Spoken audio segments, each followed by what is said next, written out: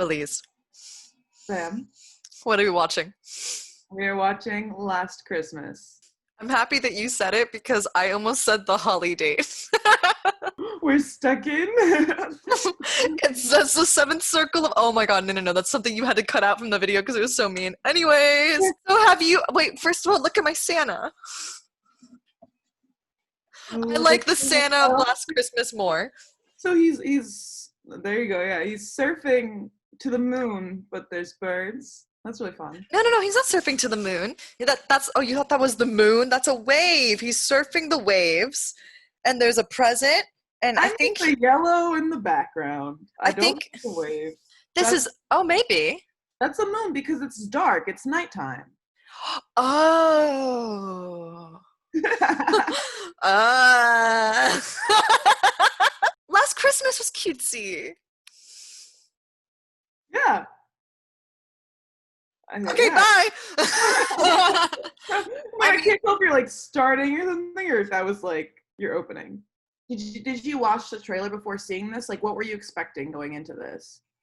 I was expecting that Henry Golding and Emilia Clarke were in a Christmas movie. I don't even read the dust jacket of books, like, unless I'm in Barnes & Noble personally looking for a book, then yeah, obviously. But, like, if you, like, when you recommended The Magicians, I didn't research The Magicians beforehand, you know what I mean? So when you said, let's watch Last Christmas, I was like, yeah, let's do it. Basically, any movie we're gonna watch for this, I prefer going in blind. Why? Does the trailer kind of give away, like, what happens? No, it doesn't give it away. I guess I just went into it. I saw like bits of the trailer. This was back when I was actually going to theaters, based on the title Last Christmas. The whole time I was like, I know it's going to be a sad movie because it's literally called Last Christmas. So I'm waiting for one of these two people to die. It's funny you say it's a sad movie because when we did the holiday, you said that Last Christmas was a drama, but not a drama that I would typically like gravitate towards because I like to sob. I like it when it kills you inside.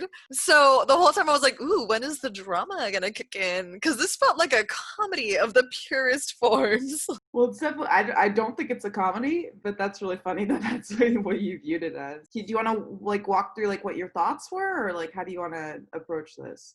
I want to walk through my thoughts. I'm just trying. I noticed that I monologue sometimes, and I'm just trying to better myself as a podcast co-host. And so that's why I'm going, haha.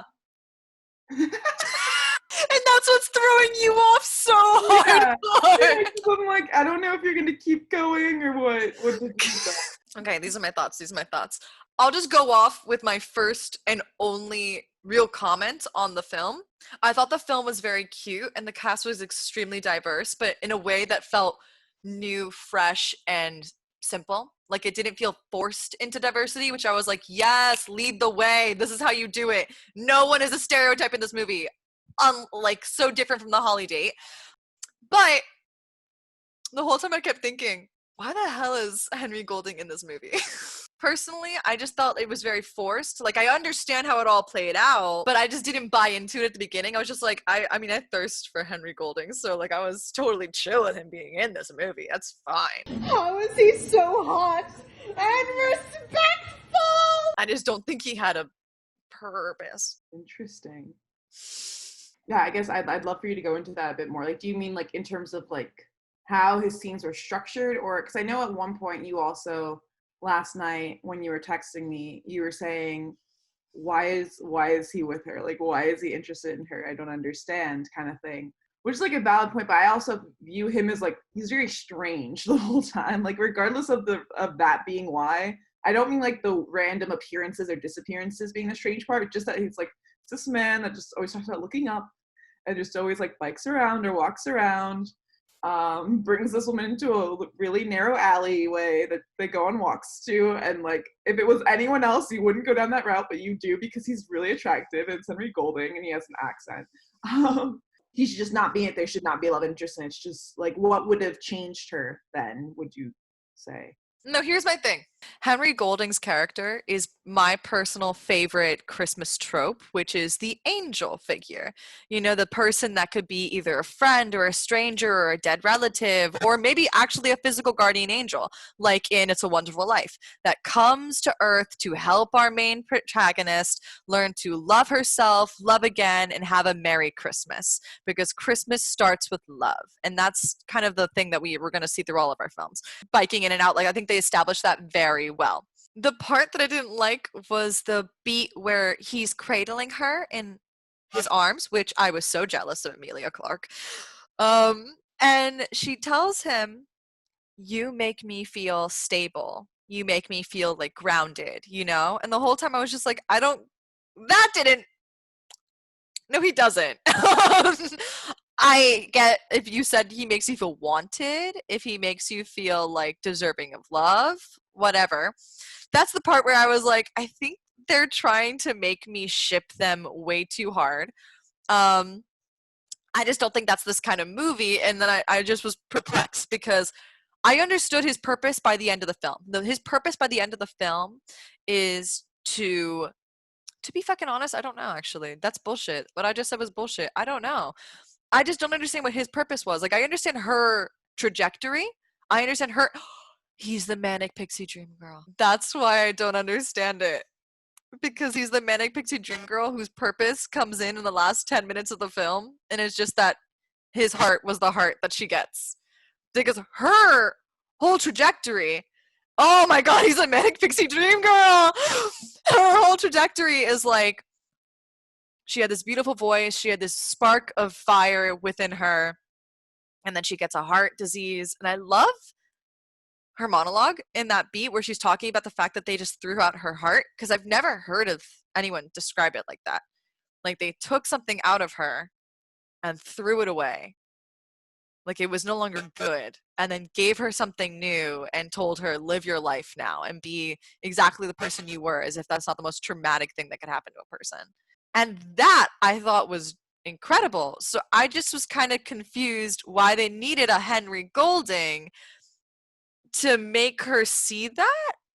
You know, it'd be different if the Henry Golding character was like the love of her life that died, or someone. It just, he had no arc and no substance other than being a pretty man who shows up at her workplace every once in a while.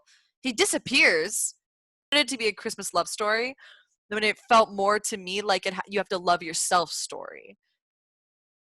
I just felt like this whole movie would be exactly the same if you took his character out of it. Yeah, I think the way you're saying it though is it's kind of almost like if you were to say, well, Christmas Carol would be the same movie if he wasn't haunted by the ghosts and he just woke up the next morning and donated all his money and like. And this one, I get it. It's like her subconscious manifesting into the man that her heart that she now has, who had a beautiful heart, and so now she's taken on the magic of having a beautiful heart. Like her subconscious is what's doing like the Christmas Carol kind of witchery, um, which is cool. Yeah. Yeah, but like you're because if I'm misunderstanding, then you basically said like that if she would just go to the homeless shelter on her own, but the point is that she's not the type of person that would go to the homeless shelter on her own without Yeah. seeing that someone else is doing it. Mhm. So that's kind of what I mean by like, yes, he doesn't take her back into her past and show her all these things like those ghosts do, but he's still like affecting her by showing her how he's living his life and how he's choosing to what he's choosing to care about and pay attention to and everything like that. Yeah, he's the catalyst of change. What 100%, yes. I one of my notes actually is that I really like that anything, which you kind of said, I really liked that anything that she does end up doing, she starts eating healthier. She starts going to homeless shelter. Any of that, even though it is brought on by him, I like that all that stuff she's actually not even like his manifestation isn't even there. I like that all that stuff she does on her own. I really like that message of like, you know, people can inspire you, that sort of thing, but it's not that she's doing it because of him directly kind of thing. I liked seeing that all the changes and choices she was making for herself, ultimately she was still doing on her own and was continuing to do even when he disappeared for a while. So I do think it is like a journey of like self-love and that sort of thing. And I really liked seeing that all of that wasn't because of the manic pixie dream girl sort of situation. It was just because she wants to change and wants to like be happier sort of thing.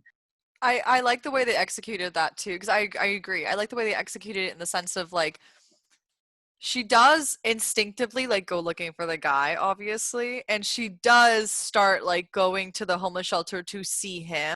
But then even if he like completely disappears, she just kind of stops. It's not that she stops caring about it, it's that she just lets it go. And she's focusing on her own life and what brings her joy. And she's like, you know what? Being at this homeless shelter does bring me joy. Singing brings me joy. Being with my family brings me joy. She starts fixing all of the shit from her past. And I do think that it was beautiful in the sense of her character flaw at the beginning of the film in terms of physical was she was filling her life with alcohol, sex, and one night stands. And it was like slowly deteriorating everything around her. And she just wasn't present in her body. And so here is this gentleman who comes into her life, gives her the attention she was seeking from others. He is, yes, the catalyst of change, but they don't end up together. And I think this is something that you and I have been talking about in other films of that's a dynamic you don't see often in romance films. Like, yes, a human being can come into your life and you can become a better person for them, like with the A Walk to Remember. But in that movie, he does it straight up just for Jamie Sullivan, and then it fixes himself. In this movie, we meet a Jamie Sullivan. She's gone. By the midpoint, she's gone. Not important anymore. And then we have the whole realization by the end of the film it was her subconscious sending her the only message that she could receive, which was an attractive man. And then go back into her body. Be good to your sister. Be good to your mother. Be good to your family. What do you love to do? How does that going to spark joy for you? Singing. Why don't you bring that to the world? And it was very cute. I thought it was a very new Christmas movie, and I was super down with it. Not that we should, not that I want to be bringing it up, but like how, like I don't see much of a difference between her character and, I'm gonna say that and don't come after me. I know that they're written differently. She's more developed, everything like that. But in terms of the intention of what the character is being used for, she's not that different, in my opinion, to the one from The Holiday. They are both these women who are upset with their lives. They're just, they don't want Christmas. They don't want anything to do with their families, anything like that. They're unmotivated. And then this guy comes along and Holiday changes her and they end up together. And that's kind of like a theme that we see in like Christmas movie, romance movies all the time, whether it's the man that gets changed or the woman that gets changed sort of thing. So I thought it was really cool because it's like, that's kind of what you're expecting Henry Golding's character to do, that I feel like if he disappears, you kind of expect that he's going to come back or something like that, and they're going to end up together, and she's going to have changed on her own, which is cool and different, but then they're still ultimately together, and that was like the motivation behind it all of this is, yeah, this being like a beautiful romance kind of thing. So I thought it was really cool that, like you said, he's not the important part of it.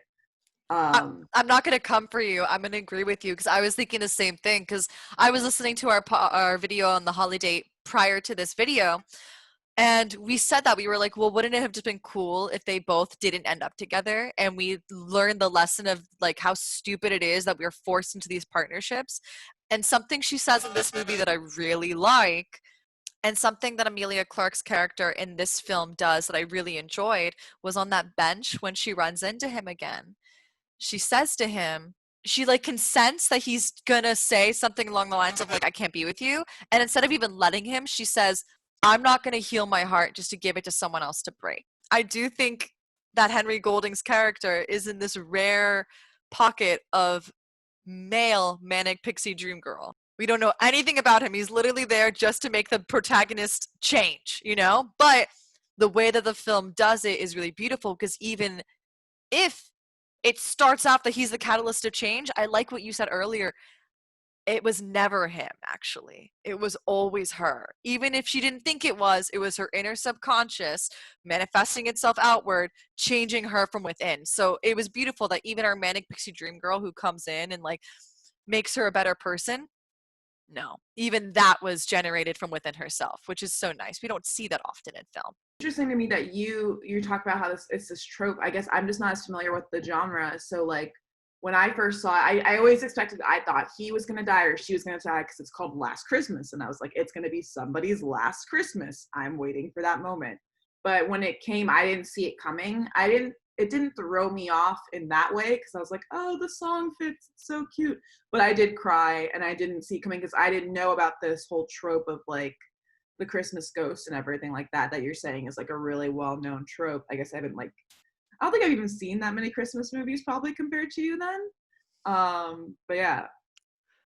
The movies I gravitate towards are like dark.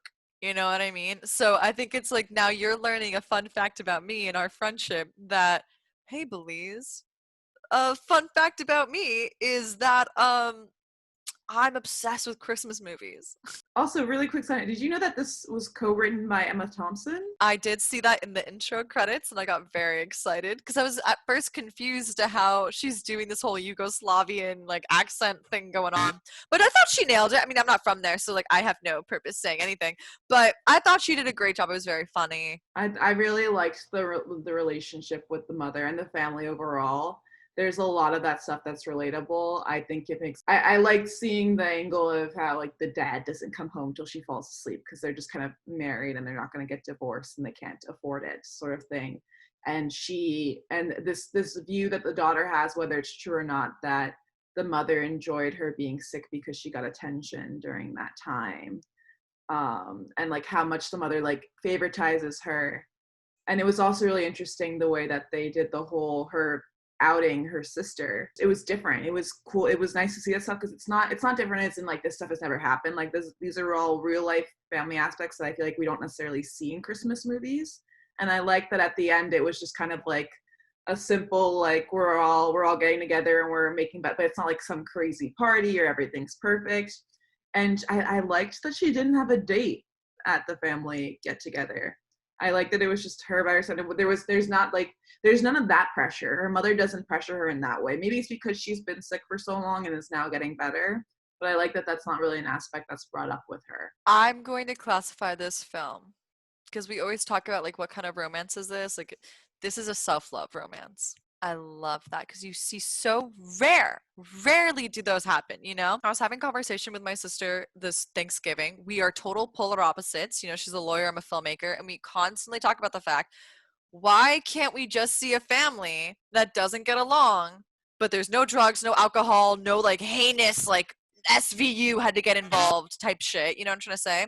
This mother is just overbearing. Who can't relate to that? I mean, I can't. My mom's perfect. She's not here, but she's perfect. There is a psychological disorder called Munchausen's disease. Munchausen's by proxy. There we go. Some parents get so turned on, not turned on sexually, but turned on by the attention that their children receive and they receive by proxy while at the hospital, that they will make their children sick. A very famous one is the Gypsy Rose case. When they mentioned that, I was like, oh yeah, because obviously this is not like to the scale of the Gypsy Rose case, but I think to a certain degree, like that woman has no friends. She's all alone in her house. Her kids don't want to talk to her. Her husband wants nothing to do with her. It just makes sense that when her child was in that hospital, she would thrive off that attention. Obviously not to the degree that Emilia Clarke had the right to be so angry about, personally.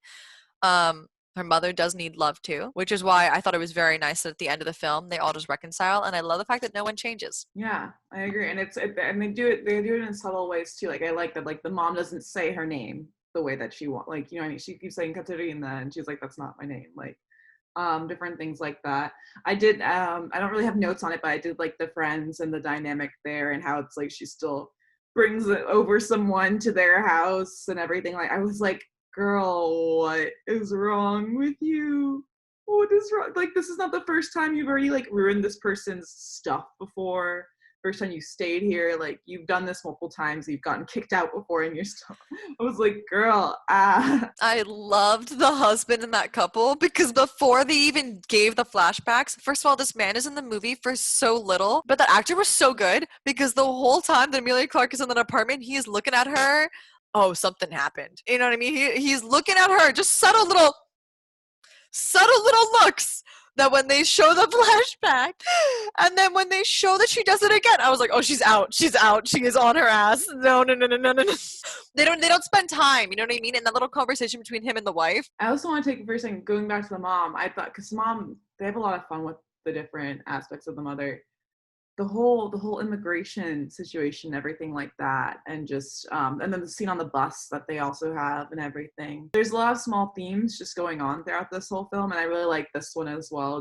And I think it makes a lot of sense that we get to see the mother just being nervous about that a lot. Like I feel like anyone's mother who like actually experienced that, mother, grandparent, whatever, would have that fear, even if it's not seemingly rational to others that are of the younger generation. Really quick off that, my mom's an immigrant, and this pandemic, when they gave the curfews, you know, when they were like, oh, you have to be in your home by 10 p.m. whatever, I think I was out after 10, and so she called me 5 times at 10 p.m. and I was like, whoa, what's going on? And it's because when she was a teenager living in Peru, terrorism was happening. And so when the Peruvian government said you have to be in your home by 8 p.m., they would shoot you if you were not in your home. An eye-opening experience for me as the daughter of an immigrant. So I felt like Katarina in that moment, Kate in that moment, when she's making the jokes of like the KGB, and her mom comes out and goes, do not make jokes about things you do not know. But they do it like, ha ha, and then you keep watching, and it's like, that's not fucking funny. And I think that's also a part of self-love. She had to reconcile with the fact that she is English and she's also Yugoslavian. So on that bus, when that guy was being racist and rude, which was interesting as Americans to see that does happen abroad, because I feel like oftentimes the racist people in media are Americans. Which is so sad. What do you think about the soundtrack being George Michael the whole time? I loved that. I think that was also really cute. And I had never really thought about George Michael as being this holiday hit classic man, you know? And I think it also keeps it light. So many dark undertones going on for a Christmas drama, but they keep it so light and fresh. And the George Michael was just brilliant. I had never seen that before for a Christmas film. And I think it added like a very personal touch, which was sweet. Yeah, I agree. I thought it was really fun, and that was a cool that was a cool tribute without like banging it over the head too much and making it all about that. It was just a cool, I think they did a really fun job with just the song Last Christmas and everything like that. I think it was just cheesy enough, but not too overboard. Yeah, it's Christmas. It's gotta be a little cheesy. Come on, look at my sweater. What did you think of the police? I thought they were fun. I liked seeing them and seeing how they're like, they care but don't care. One of them's trying to follow the rules and the other one's just like, get over yourself kind of thing. I thought it was a fun way of making fun and poking fun at those sorts of positions without it being from someone who wasn't in that role. So I liked it. I thought that was also a beautiful like little I thought that was a beautiful moment because you never see the cops being A, 2 women, B, the comedic relief, you know, and they're not like these blundering buffoons at their jobs. They're good at their jobs. It's just that they're lighthearted. They're just keeping it fresh, you know, like I liked it. I always laughed when they were on screen. Yeah, I love those sorts of duo dynamics. I feel like the one that I always think of is like I don't know their names, in Pirates of the Caribbean, the 2 pirates that walk around and they're just like just stupid enough when they're trying to do their job and everything like that. So it's exactly right. What you said, it's fun to see females do that kind of role as well. Honestly, I think that was also what was really cool is, as far as I remember, unless Henry Golding was super funny in a certain part, like all the comedic relief was from women this entire film for the most part. Which was just, I mean, mainly because there are more female characters that are present in it, so it kind of has to be that way. But like the mother, Santa, which I want to talk about in a second, like so many of the real humor and the comedic relief is just being done by the actresses, which is really fun. I think what you nailed on the head in the sense of there's just a lot more women. Let's transition into Santa. Santa is a fashion icon.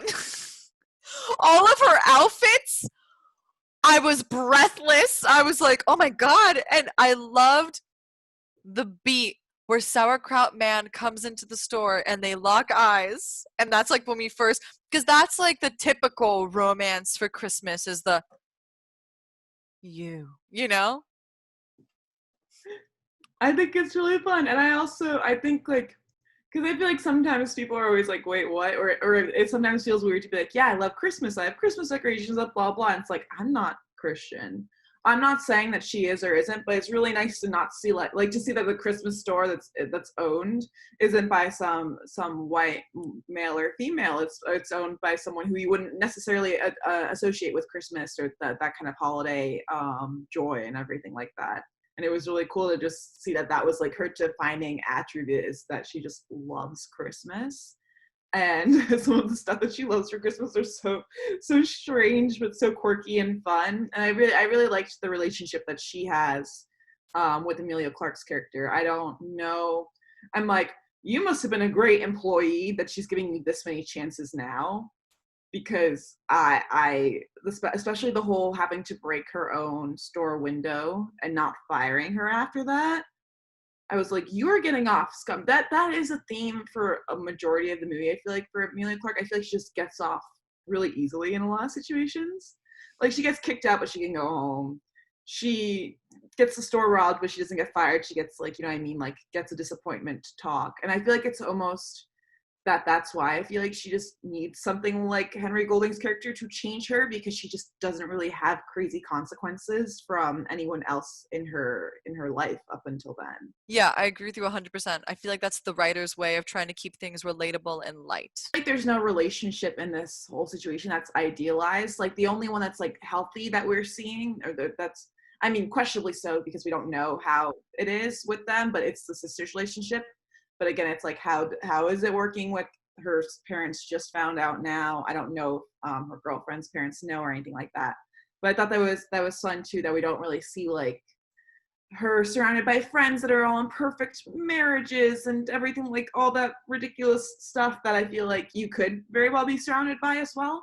But it was just like, it's her parents are not, you know what I mean? Like they're still together, and then you just see the sister sort of thing. I thought that was interesting. And then Santa, the only other person that's close in her life, is still dating at this age, which is really cool. So what would you change? I don't know what I would change, because I feel like if I was to change anything, it would be changing the story. And I don't even know if that would be like a thing I should do. I don't think I want to touch this. Same. Well, what would you rate it? I'm thinking, I'm going between 6, 7, but I'm going to say 7. Why? I thought it was really enjoyable. I think it's one of my, I mean, I haven't seen many Christmas dramas. Again, I'm not a huge, there's a few classic Christmas movies that I watch every year, and that's about it. But I thought it did a really good job with just showing that journey of self-love and everything that it does. And I liked all the actors. I liked all the dynamics and the small themes that they had going on. It is relatable. Honestly, I when I say it that way, I don't know why I'm just giving it a 7 when I say it like that. But I guess it's because it did affect me. I did leave the theater being affected for a minute, but I almost feel like at this point in time, I like reserve the higher scores for movies that I will truly watch over and over and over again, and not like once a year kind of thing. Or it's like that it affected me so much that I like don't even want to watch it again, or something like Eternal Sunshine, like those sorts of things. Like I still didn't see it coming, but it wasn't a situation where I was like, oh my God, mind blown by everything. I think the reason why is because it does all the nuances in subtle ways and fun ways, but not where it's super on the nose or beating it over your head that like, we have all mainly female cast and mainly like, so, you know what I mean? Like none of that felt forced, like when they recast movies of all female cast, like it didn't feel like anything like that. I'm rambling a lot now, so I don't know what part of this you need to cut. Basically, I'm not going to cut any of it. Okay, gotcha, yeah. Basically, I guess I'm just giving it a 7 because that's what my gut said. I would say it like this. I agree with you in what you just said in the saving the higher scores. The way I feel about like 8 to 10 is this movie did something I had never seen before. It broke my heart or it healed my heart. It's the type of movie where I have to run outside and go, you have to watch this movie. And it's like a knockout in its genre. 5 to 8, 5 to 7.5, I'd say, is like, this movie is average. It's good. I'd watch it in a sleepover. I'm gonna go get myself a drink and come back. And maybe I'll serve some food for myself, look over it like, oh, it's so great, you know. I would watch this in a group. 1 to 5, 1 to 4.5. I'm never watching this movie again. I would give this a 7.5 up to an 8, something like that, just because I love Christmas. And I thought everything you just said, basically everything that Belize said, makes me feel like this was a knockout for its genre. It's not a movie I'm going to run out and say, you have to go watch Last Christmas. Like, you have to, which is why I'm not going to give it higher. But I feel good with a 7.5 because, again, the cast is fantastic. Story is fantastic. It made me laugh. It made me not cry, but it made me squeal. And Henry Golding. I didn't realize how much, because all I've ever seen Henry Golding in was Crazy Rich Asians. And so I forgot how much I love him. How much I really just, oh my, it's like too much. It's like, if I woke up and that man was at my kitchen and he was serving himself a pot of coffee from my coffee pot and his red ring, and that was matching the one on my hand, I would be like, I wouldn't get anything done. And I think that's why God didn't let that happen. Yeah, so comment down below. Let us know what your thoughts are. If you want to share Henry Golding as your husband, I think we can all tweet him as a group and discuss it with him. He should have full say. Does his wife get full say as well? Oh, what? He's no, fuck that. Fuck that. Oh, I knew it. I was like, there's no fucking way this beautiful ass man who married. Oh, she's stunning. Oh my god, oh my god. Oh my god. She pregnant? I don't know. Their baby is gonna be just like, if that baby is not a model. Oh my god. Oh my god. Oh my god. Okay. I'm sorry. Okay, so we as a fandom of Henry Golding are now actually a fan of Liv Lowe. Her name is Liv Lowe. She's living all of our dreams. I feel that. That's what you should do when anyone you love is married. Hey guys, so we're still currently talking. As you see, Sam's still here, and we have decided to change the movie next week. It's not going to be the holiday anymore because I decided Sam picked the wrong movie.